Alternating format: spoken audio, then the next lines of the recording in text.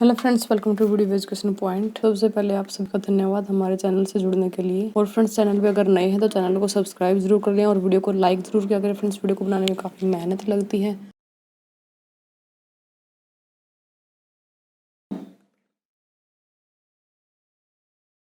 तो आज की वीडियो में फ्रेंड्स हम आपके लिए क्वेश्चन लेकर आए हैं। हिंदी और इंग्लिश दोनों मीडियम में रहेंगे और मॉडल टेस्ट पेपर आपका ये है। फर्स्ट क्वेश्चन आपका क्या कहता है, देखिए देख लेते हैं। सर्वे स्टडी एम्स एट, सर्वेक्षण अध्ययन का उद्देश्य क्या है। Knowing fact about the existing situation कहता है कि जो एग्जिस्टिंग सिचुएशन, जो मौजूदा स्थिति है जो आपकी, उसके बारे में तथ्यों को जानना। या फिर comparing the present status with the standard norms, जो प्रेजेंट जो सिचुएशन है उसकी जो है स्टैंडर्ड नॉर्म्स यानी कि मानक मानदंडों के साथ उसकी जो तुलना करना। क्रिटिसाइजिंग द एग्जिस्टिंग सिचुएशन कहता है मौजूदा स्थिति की जो है आलोचना करना, क्रिटिसाइज करना। या फिर identifying the means of improving the existing situation कहता है कि मौजूदा स्थिति में सुधार के लिए साधनों की पहचान करना। तो देखिए, जो सर्वे स्टडी होती है फ्रेंड्स, उसका जो मेन एम होता है वो फर्स्ट तो यही होता है कि knowing fact about the existing situation, existing situation के बारे में जो फैक्ट हम कलेक्ट करते हैं। और सेकंड थिंग इसके अंदर करते हैं कि जो प्रेजेंट जो स्टेटस है आपकी, उसको स्टैंडर्ड नॉर्म्स के साथ क्या है यहाँ पे कंपेयर किया जाता है। तो सेकंड भी यहाँ पे करेक्ट रहेगा। और क्रिटिसाइजिंग द एग्जिस्टिंग सिचुएशन, और एग्जिस्टिंग जो सिचुएशन उसको क्रिटिसाइज भी इसमें किया जाता है। तो जो सर्वे स्टडी होती है उसके तीनों के तीनों एम होते हैं। तो राइट आंसर आपका रहेगा ऑप्शन सी। नेक्स्ट क्वेश्चन देखते हैं।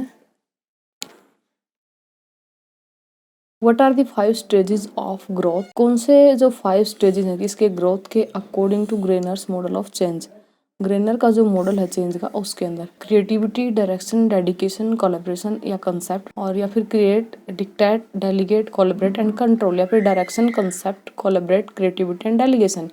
Collaborate, delegation, direction, creativity and control. देखिए, अगर आपने ग्रेनर मॉडल ऑफ चेंज पढ़ा है तो इसके जो स्टेप होते हैं वो होते हैं collaboration, delegation, direction, creativity and control. तो यहाँ पे डी जो है इसका राइट आंसर रहेगा। सहयोग, जिसके अंदर गिवन है प्रतिनिधि मंडल है, दिशा है, रचनात्मकता और नियंत्रण। नेक्स्ट क्वेश्चन आपका है, what do you mean by spirit the crops. Team spirit है इसका मतलब, या फिर कॉन्फिडेंस ऑफ द प्लेयर है, या स्पिरिचुअल अपलिफ्टमेंट है, नन ऑफ द अबव। देखिए, सबसे पहले तो हम स्पिरिट द क्रॉप्स की बात कर लेते हैं। ये जो हेनरी फ्यूल जी थे, इन्होंने 14 प्रिंसिपल दिए थे। इनके 14 प्रिंसिपल थे। वो क्या, कौन से प्रिंसिपल थे? वो थे प्रिंसिपल ऑफ मैनेजमेंट। ठीक है फ्रेंड्स, ये प्रिंसिपल ऑफ मैनेजमेंट थे। और उन्होंने जो 14 प्रिंसिपल दिए थे ना, उनमें से ये एक है स्पिरिट दे कोप्स, इनमें से एक है ये। तो इसका मतलब होता है टीम स्पिरिट। ठीक है, टीम की भावना से काम करना। नेक्स्ट क्वेश्चन देख लेते हैं। Rearrange the following statements according to their correct sequence. कहता है कि ये जो स्टेटमेंट यहाँ पे गिवन है उनको रीअरेंज करना है अपने करेक्ट सीक्वेंस में आपको लगाना है। Employers set wages for the workers. कहता है नियोक्ता जो श्रमिकों के लिए मजदूरी का निर्धारण करते हैं। Employers make the hiring decision through analysis. कहता है नियोक्ता विश्लेषण के माध्यम से जो है भर्ती का निर्णय लेते हैं। Employers predict productivity by using the educational qualification of the employee. कहता है इन जो नियोक्ता होते हैं कर्मचारी की शैक्षणिक योग्यता का उपयोग करके उत्पादकता की भविष्यवाणी करते हैं। Employers select the candidate on the basis of educational qualification for interview. कहता है कि इन जो नियोक्ता होते हैं साक्षात्कार के लिए शैक्षणिक योग्यता के आधार पर उम्मीदवार का चयन करते हैं। तो यहाँ पे करेक्ट सीक्वेंस क्या होगी? सबसे पहले तो यहाँ पे देखिए किसी को हायर करने का डिसीजन लिया जाएगा। ठीक है, तो सेकंड जो है आपका यहाँ पे करेक्ट रहेगा। और यहाँ पे चेक कर लेते हैं सेकंड ऑप्शन किस में फर्स्ट नंबर पे आता है। तो ये फ्रेंड्स ए ऑप्शन ही यहाँ पे करेक्ट रहेगा। तो इस तरह से आप एग्जाम में भी अपना टाइम सेव कर सकते हैं। अगर आपको इससे भी क्लियर नहीं होता है एक ऑप्शन से, तो हम दूसरा ऑप्शन भी चेक कर लेते हैं। जैसे कि उसने भर्ती का निर्णय ले लिया है, तो भर्ती करने के बाद यहाँ पे इन स्टेप में से देखेंगे कि देखिए भर्ती का निर्णय लेने के बाद उनका जो है क्या है इंटरव्यू लिया जाएगा, साक्षात्कार उनका लिया जाएगा। तो 4 भी यहाँ पे ठीक है। तो यहाँ पे देखिए 2 और 4 यहाँ पे सिक्वेंस के अंदर है। तो ये इसका राइट आंसर है। नेक्स्ट क्वेश्चन आपका आता है सर्सन एंड रीजन वाला। सर्सन कहती है distance learning is for student who wish to stay in hostel and complete their study. कहता है कि दूरस्थ शिक्षा जो डिस्टेंस लर्निंग जो है उन छात्रों के लिए है। किन छात्रों के लिए? जो कि छात्रावास में रहने और अध्ययन को पूरा करना चाहते हैं, कि वो हॉस्टल में रहना चाहते हैं और अपनी स्टडी को कंप्लीट करना चाहते हैं। रीजन कहता है distance learning is time and place flexible, कि डिस्टेंस जो लर्निंग हो टाइम और प्लेस के लिए फ्लेक्सिबल है, कि आप किसी भी टाइम इसको कर सकते हो और किसी भी जगह पे कर सकते हो। तो फ्रेंड्स देखिए यहाँ पे जो है ये जो स्टेटमेंट रहेगी क्या है, ये कहता है कि यहाँ पे ये स्टेटमेंट रहेगी आपकी ट्रू और ये स्टेटमेंट रहेगी फॉल्स। क्योंकि देखिए जो डिस्टेंस लर्निंग होती है उसको स्टूडेंट हॉस्टल में रह करके नहीं बल्कि घर पर करते हैं, और वो स्टूडेंट करते हैं जो किसी ना किसी वजह से अपने स्टडी को पूरा नहीं कर पाए हैं, या वो जॉब में है या वो दूर दराज के एरिया में है जहाँ पे आसपास कॉलेज नहीं है। तो फ्रेंड्स यहाँ पे अगर हम राइट आंसर की बात करते हैं तो राइट आंसर जो आपका रहेगा वो ऑप्शन डी, ए जो है यहाँ पे फॉल्स है और यहाँ पे आर जो है ट्रू है।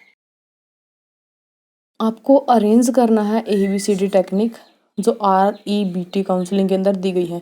सबसे पहले तो REBT काउंसलिंग होती क्या है, इसको बोलते हैं रैशनल इमोटिव बिहेवियरल थेरेपी। ठीक है फ्रेंड्स, ये होता है इसका पूरा नाम। और ये किसके द्वारा दी गई थी, ये एल्बर्ट एलिस के द्वारा दी गई थी। ठीक है, यानी कि जो REBT जो काउंसलिंग है वो एल्बर्ट एलिस के द्वारा ये थेरेपी जो है डेवलप की गई थी। और इसमें ABCD टेक्निक के अकॉर्डिंग आपको व्यवस्थित करना है। तो सबसे पहले क्या आएगा, डिस्प्यूट आएगा, कॉन्सिक्वेंसेज आएगी, या फिर बिलीफ, या फिर एक्शन।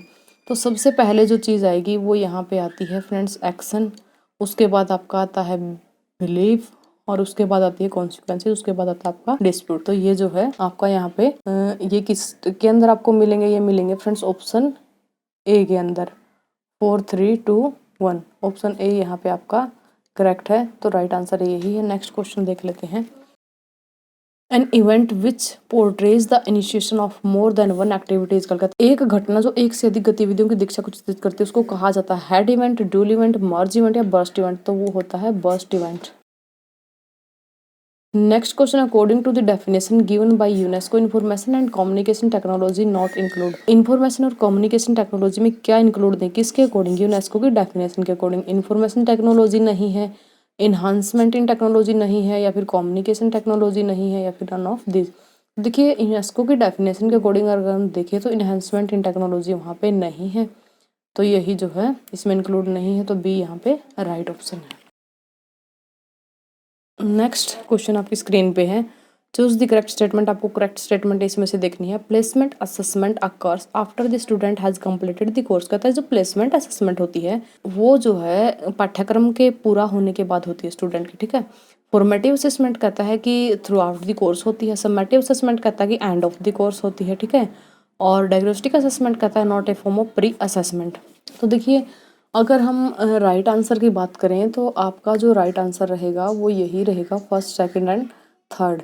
बी ऑप्शन यहाँ पे राइट है। तो ये सारी चीज़ की प्लेसमेंट असेसमेंट कब होती है कि जब आपका कोर्स कंप्लीट हो जाता है तब आप किसी जॉब के लिए अप्लाई करते हैं और आपकी प्लेसमेंट होती है। फॉर्मेटिव असेसमेंट क्या होती है कि जो आपके मंथली, वीकली या फिर क्वार्टरली जो टेस्ट होते हैं उसको फॉर्मेटिव असेसमेंट बोला जाता है। समेटिव असेसमेंट सेमेस्टर के एंड में या ईयर के एंड में जब आपके एग्जाम होते हैं तो उसको समेटिव असेसमेंट बोला जाता है।